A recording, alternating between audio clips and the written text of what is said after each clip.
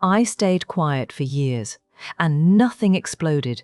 No shouting, no slammed doors, no moment anyone could point to and say, "That's when it all went wrong." And that's what fooled me. I was 60 before I understood how dangerous silence can be when it starts feeling normal. If this kind of story ever makes you stop and think for a second, stay with me. And if you want more stories told like this, you can like the video and subscribe in your own time, no rush. For a long time, I told myself I was doing the right thing. I called it patience. I called it maturity. I said I was choosing peace. Marcos used to look at me sometimes like he wanted to ask something but didn't know how, and I'd smile just enough to signal that everything was fine. That smile became my most practiced skill. Silence doesn't arrive loudly. It slips in through small decisions you barely notice. You don't say what you're thinking because it might cause tension. You don't correct what feels wrong because it's easier to let it pass. You don't speak up because you tell yourself it's not worth the trouble. At first, it feels responsible, even kind. People praise you for being calm, for not making a fuss, for being strong. No one warns you that silence can turn into a habit, and habits can hollow you out. I learned how to swallow reactions before they reached my mouth. I learned how to nod without agreeing. I learned how to let moments slide past me and tell myself they didn't matter. The strange thing is, my life looked steady from the outside. I had a home, a marriage that worked well enough, a routine that kept everything moving. There were no disasters to explain, no visible wounds.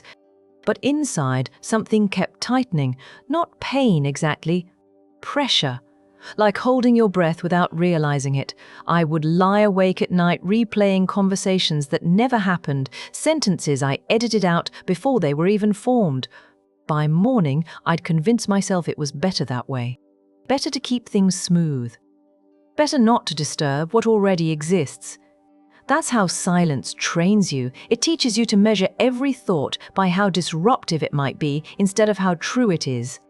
Years went by like that, quiet years, polite years.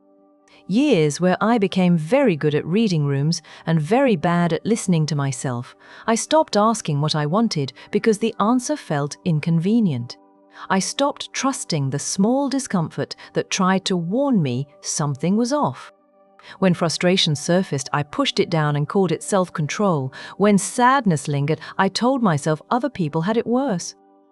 Silence is clever like that. It gives you reasons. It hands you explanations that sound responsible and grown-up.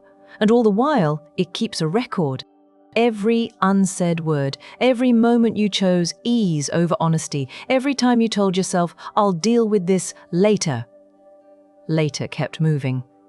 I didn't notice myself shrinking at first. I just noticed I was tired in a way sleep didn't fix, that conversations felt rehearsed, that my own voice sounded distant to me, like it belonged to someone else. I remember thinking, this is just how life settles. But something inside me didn't believe that. It waited, quietly, patiently. And the longer I stayed silent, the more it pressed, until one day, without warning, something began to crack. When the first crack appeared, I didn't recognize it as a warning. I treated it like an inconvenience, something to smooth over, something to manage quietly so life could keep moving the way it always had. Silence teaches you that skill too, how to minimize your own alarms. I told myself I was overreacting. I told myself nothing had actually changed.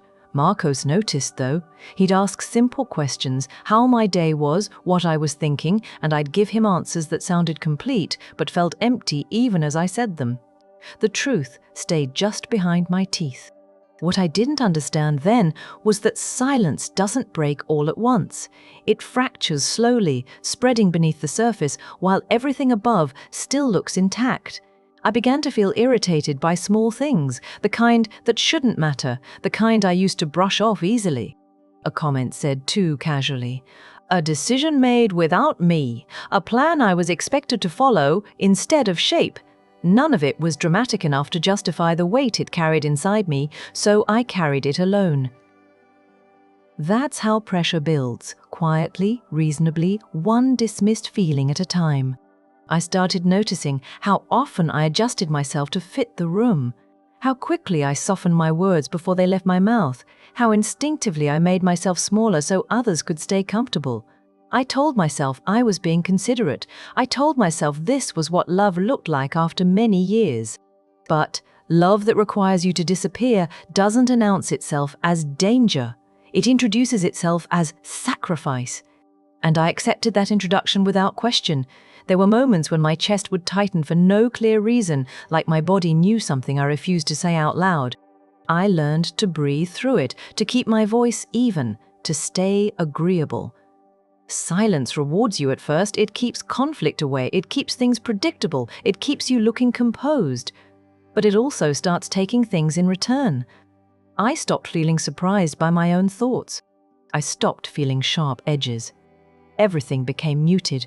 When you live like that long enough, you forget what it's like to feel fully present. Days blurred together, weeks passed without leaving a mark. I caught myself agreeing to things I didn't want simply because disagreeing felt exhausting. And each time I did, the crack widened just enough to feel, but not enough to force action. That's the dangerous part. When the damage stays just below the threshold of urgency, when you can still function, still smile, still say you're fine and almost believe it, I didn't feel unhappy. I felt restrained, like my life had invisible boundaries I wasn't supposed to test. And every time I sensed that pressure rising, I told myself the same thing. This is manageable. I can handle this. Silence loves that phrase. It survives on it. Because as long as you believe you can carry the weight quietly, it never has to stop you. It just keeps adding more. By the time I realized how heavy it had become, I couldn't remember when I'd agreed to carry it all. Silence doesn't ask for permission. It assumes consent the longer you don't resist it. I noticed it in the way my reactions slowed, like there was a delay between what I felt and what I allowed myself to express. Even alone, I edited myself. I'd think of saying something, anything honest, and feel that familiar tightening, the reflex to soften, to postpone, to let it pass. Marcos would talk about plans, about decisions that affected both of us, and I'd nod before my thoughts had time to surface. Not because I agreed, but because disagreeing felt like opening a door I wasn't sure I could close again. Over the years, silence had taught me that once you start speaking, you're responsible for what comes next. And responsibility felt heavier than restraint. I started confusing endurance with strength. I told myself I was resilient because I could absorb discomfort without showing it. But absorbing isn't the same as living. It's just a quieter way of breaking down. There were days when I felt oddly detached from my own life, like I was watching myself move through routines that no longer belonged to me. I cooked, I cleaned, I listened, I responded. I performed my role well enough that no one questioned it, not even me. That's how silence protects itself. It blends into normalcy until questioning it feels unnecessary. I began measuring my days by how smoothly they passed instead of how fully I experienced them. If nothing went wrong, I considered it a good day. That standard sounds harmless until you realize how low it is. I remember standing in the kitchen one afternoon, sunlight cutting across the counter, and feeling absolutely nothing about it. No irritation, no joy, just a flat, steady calm that felt earned and empty. That's when it occurred to me that I hadn't been choosing peace.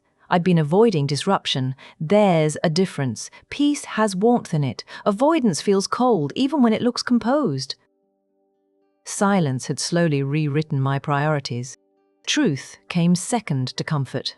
Expression came second to approval. I told myself I was content because that word made everything easier to justify. Content doesn't demand change. It doesn't ask questions. It lets you stay where you are without admitting you're stuck. Every so often, a thought would surface. Is this it? Is this all I'm going to say with my life? And I'd push it away quickly, the way you brush crumbs off a table. Small, forgettable. But crumbs accumulate, and so do questions you refuse to answer. I didn't know it then, but I was nearing the edge of something I could no longer manage quietly. The cracks weren't just spreading anymore, they were starting to connect. Once the cracks began to connect, silence stopped feeling like control and started feeling like confinement. I could sense it in my body before my mind caught up. Shoulders tight for no reason, jaw clenched even in quiet rooms, a constant awareness of myself as if I were being watched. I wasn't. But I had learned to monitor every reaction so closely that the habit stayed, even when no one was asking anything of me. Marcos would speak, and I'd listen with the careful attention of someone trying not to make a mistake. Not because he was harsh, not because he demanded it, because I had trained myself to believe that keeping things smooth was my responsibility. That belief settles deep. It makes you feel guilty for wanting space, for wanting clarity, for wanting to interrupt the flow of things with your own truth. I started noticing how often I felt misunderstood without ever correcting the misunderstanding, how often I felt unseen while actively hiding. Silence has a way of blaming you for its consequences. You start thinking, if I feel invisible, it's because I didn't make myself clear.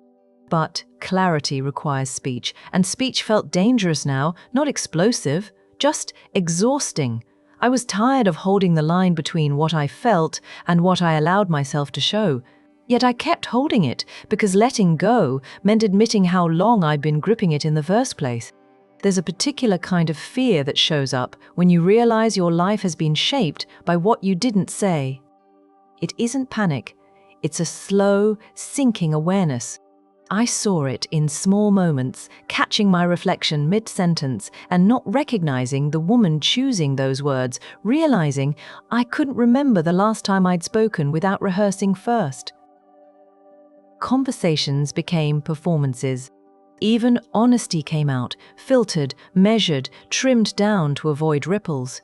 I told myself this was adulthood, that this was what stability looked like. But stability shouldn't feel like standing still while everything inside you keeps moving. I began to feel restless in quiet moments, unsettled by the very calm I had worked so hard to maintain. Silence was no longer neutral. It had an edge. It started pressing back when I tried to ignore it, surfacing as irritation, as distance, as a heaviness that followed me from room to room. I could sense something building toward a moment I didn't yet have words for, not an argument, not a breakdown, something more fundamental, a reckoning. The realization that staying quiet hadn't protected me, it had delayed something inevitable, and delays have consequences of their own. I was no longer just holding things in, I was holding myself back. And that realization made it impossible to pretend the cracks didn't matter anymore. By the time I admitted that to myself, silence had already started changing its shape. It wasn't just something I practiced anymore, it was something that pressed against me from the inside, asking to be acknowledged. I began to notice how quickly my patience wore thin, how small interruptions felt heavier than they should. Not anger, not sadness, just a low, constant tension, like a string pulled too tight for too long. Marcos sensed it again. He'd pause mid-sentence, studying my face, waiting for something I still didn't give him. I could feel the words gathering, crowding my chest, but releasing them felt like opening a floodgate I didn't trust myself to manage. Silence convinces you that once you speak, you'll lose control, that you'll say too much, that you'll sound unreasonable, so you keep choosing restraint, even when restraint starts costing you more than honesty ever would. I began replaying moments from years ago, times when I should have spoken, when a single sentence could have changed the direction of things. At the time, staying quiet felt harmless, necessary even. Looking back, I could see how each moment stacked on the next, building a life shaped more by avoidance than intention. That realization didn't come with drama, it came with grief. The quiet kind. The kind you carry around without anyone noticing. I mourned versions of myself I had never allowed to exist. The woman who spoke without rehearsing, who disagreed without apologizing, who trusted her own reactions enough to let them be seen. Silence had convinced me those versions were reckless, immature, unnecessary. Now I wondered if they were just a lie. I started questioning the stories I'd told myself to make all this feel acceptable, that it was too late to change, that this was just how long marriages settle, that wanting more clarity meant being ungrateful. Those thoughts had kept me still for years. But once you notice them for what they are, excuses that sound responsible, it becomes harder to obey them automatically. I felt something shift, subtle but firm, like a decision forming before I had language for it. I didn't want to carry this anymore. Not the tension, not the edits, not the quiet negotiations with myself. I didn't know what speaking up would cost, but I was starting to understand what staying silent already had. And for the first time in a long while, that cost felt heavier. The cracks weren't just something I feared anymore, they were starting to look like an opening. What surprised me wasn't how loud the urge to speak became, but how steady it felt. Not frantic, not emotional, just present, like it had been waiting patiently for me to stop pretending I couldn't hear it. Silence had always felt like the safer option, but now it felt heavier than any consequence I could imagine. I noticed how often I caught myself mid-thought, no longer softening the edges automatically. How certain truths rose up without asking to be edited first. That scared me more than the idea of conflict ever had. Because once you stop filtering yourself, you can't unsee how much you've been holding back.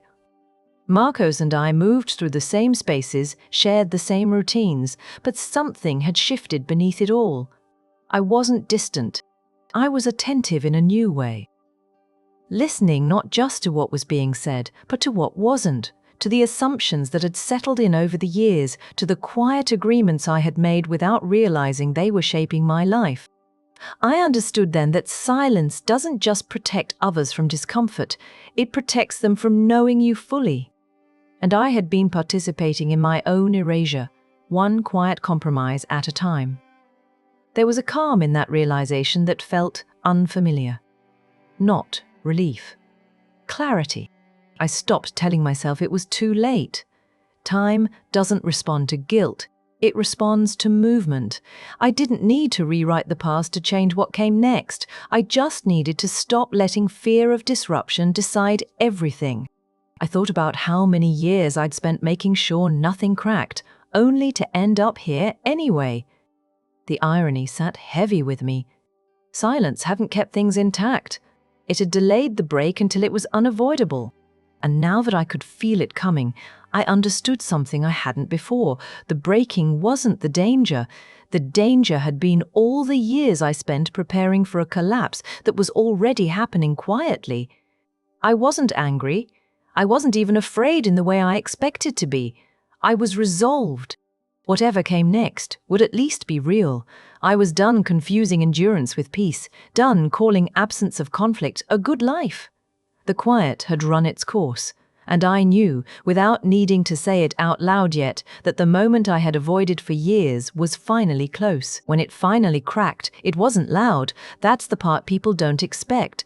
There was no dramatic speech, no moment where everything spilled out at once. It happened in a sentence. I didn't soften. A thought I didn't swallow. A pause I didn't rush to fill. And once that line was crossed, I could feel how far I'd come just to reach it. Silence had trained me to believe that speaking would destroy everything, but what it actually destroyed was the illusion that things were fine. Marcos looked at me differently then. Not angry, not defensive, just attentive, like he was finally meeting a version of me he'd sensed for years but never fully seen. And in that moment, I understood something that had taken decades to learn. The crack wasn't the end. It was the evidence. Proof that something real still existed beneath all that quiet. I felt exposed, but I also felt solid in a way I hadn't in years. Speaking didn't fix everything. It didn't magically repair time or undo the years I'd edited myself into something smaller. But it did one important thing. It put me back inside my own life. I stopped apologizing for reactions that made sense. I stopped explaining myself into silence. I let discomfort exist without rushing to smooth it over.